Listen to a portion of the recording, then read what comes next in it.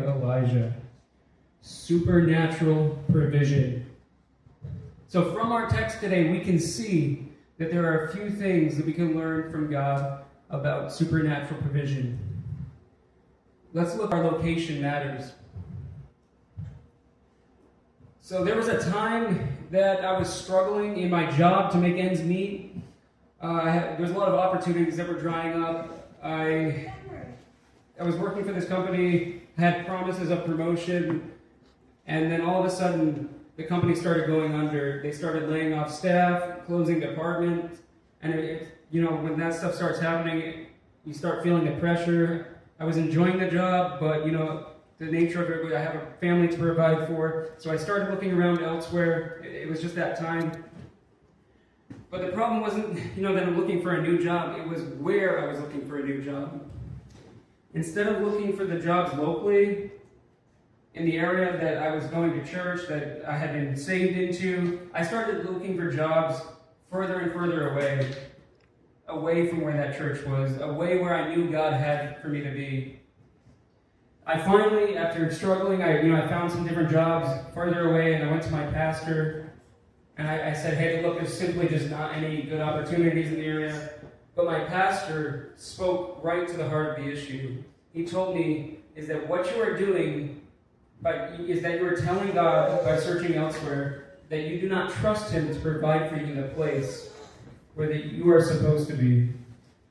And when I finally surrendered to that, I said, okay, I'm going to stop looking elsewhere. I had a breakthrough, and a job came out of nowhere, and I landed a job for an extra $7 an hour, and we were able to be blessed even beyond what we needed. So location matters. God's provision is linked to location. So leading up to our text, God commanded Elijah to be sustained in a specific location. Just before this, 1 Kings 17, 3 and 4, he says, get away from here and turn eastward and hide by the brook Cherith, which flows into the Jordan. And it will be that you shall drink from the brook, and I have commanded to lead you there. And skipping down to verse 7, it says, and it happened after that the brook dried up because there had been no rain in the land. So God provided for Elijah in a designated location, and this was supernatural. It was birds coming to feed him until it was time to move. Back to the Lord said to Elijah, go and live in the village of Zarephath, near the city of Sidon. I have instructed a widow to feed you. So a specific location. For Elijah, this was a physical place, a river, a city. But what does that look like for you and I? A city or church, like I talked about in my own example of my life, can be a place where God has called us to serve Him.